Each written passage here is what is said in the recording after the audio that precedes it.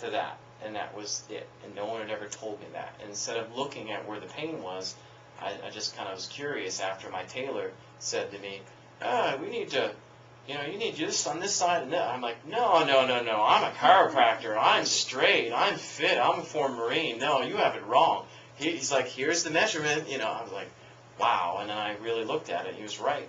So I looked at the femur heads, and then from there on out, I couldn't believe that 7 millimeters really made that much of a difference. So everyone understand the basic premise of it, right? Everyone has a packet. Go and grab your packet.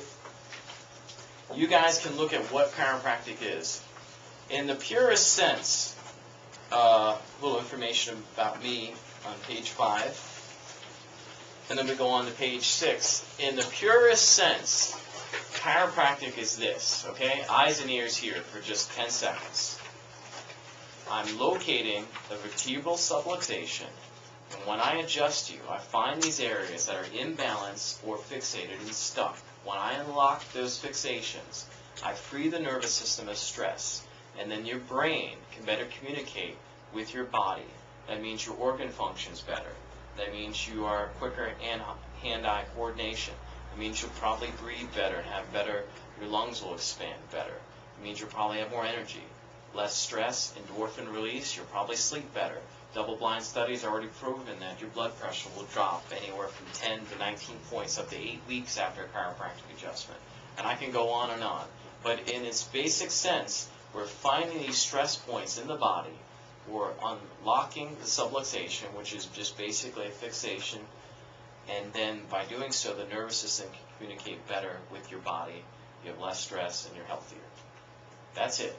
So, I was at Halls a while back and I heard someone whisper, "What's that chiropractor? What is it? What's he doing?" I got to hear this. I can hear it through the little aisle there.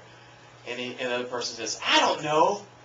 He shakes some chicken bones, he chants or something. I feel better. I don't know what he's doing in there." That would be the wrong answer, okay? The correct answer is what I just told you, okay? Little kids understand this very well. They seem to get it. It's the adults that have a difficult time with it because you always want to relate it to a symptom. And everyone thinks the thing I treat is the thing I fix. So if you came here with headaches and I helped you with headaches, oh, he's really good with headaches. Or if your child came with asthma or ear infections and I seem to have a positive result, oh, he's very good with that. Knee problems, oh, he's great with the knees. And I don't treat any of that.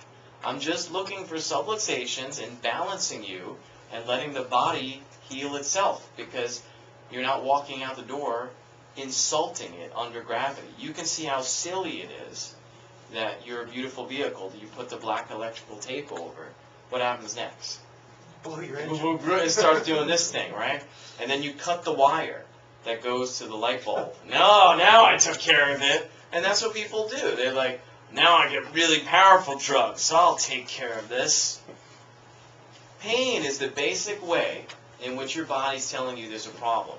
If you're shutting up pain for an extensive period of time, I can only imagine what you're doing to your liver and your kidneys over the course of your lifetime, because pain is such a primal thing for protective maintenance of your body that it's very difficult to shut up pain.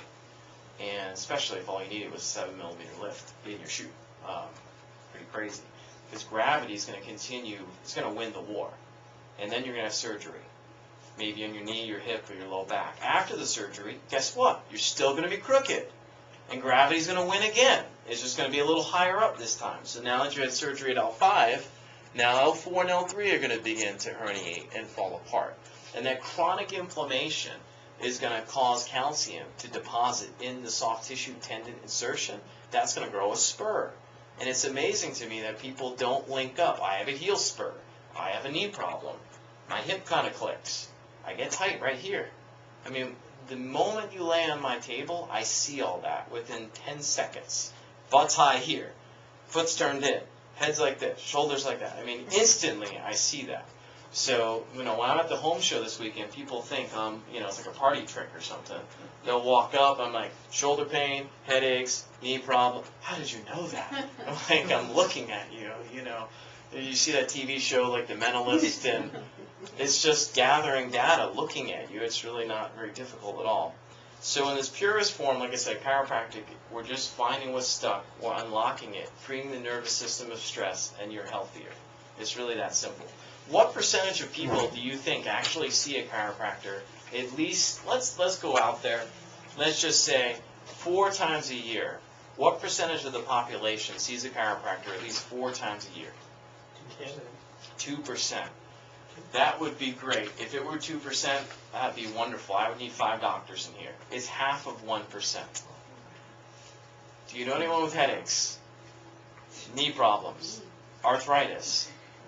I can go on and on and on. Do you know anyone over the age of 65 that can afford $7 and has those problems?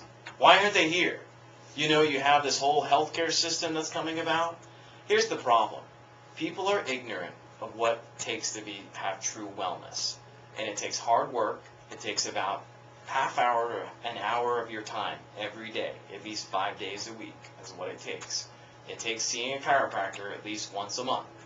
It takes basically having that half your diet is raw, natural foods that are unprocessed foods. It takes fresh air, exercise, get away from people you hate, good relationships. That's what it takes. There's no shortcut. And if the government, sent you a Power 90 P90X, and they sent you Shakeology, and they even a voucher to go see a chiropractor, and they give you new running shoes, you'd still have to go outside and go walking and pick up the weights and actually put the video in and do it. And that's not something the government can do for you. No one can do for you. Jack LaLanne said, you can't hire someone to do your push-ups. It'd be nice if you could. You can't do it. So we're having a responsibility crisis in our nation. And it's great to see, shows like The Biggest Loser and stuff, exciting people, and hopefully changing their brain, because that's really the problem. The problem is right here. But chiropractors are the only ones saying this. There's really no one else, and no real money in anyone telling you eat broccoli and do push-ups and get adjusted. But that's what chiropractors have been saying for 100 years. Education, the backbone of chiropractic. A lot of people wonder, what do chiropractors actually study? This is on page 9. And I thought I'd put this in here for you. Because people will say, are you a real doctor? So I put this in for you. I have spoke nationally at conventions. I speak quite a bit. And a lot of people don't know, what do chiropractors actually study? And most chiropractors have done their undergrad in the biosciences, basic pre-med type of thing. Chiropractic school I went to was 4 years, and it was scrunched into about 3 years, 3 months without 10-day breaks between quarters. So after that, I taught anatomy and physiology. I started International Health and Healing Retreat. You can read all about that on the first page. I broke the world record for the most amount of abdominal crunches done in an hour. You can read all about that. You see the study here, and you see chiropractic college and medical school, and you see we have over double the anatomy and embryology. I was cutting open ribs on my 3rd day of school on dead people, right?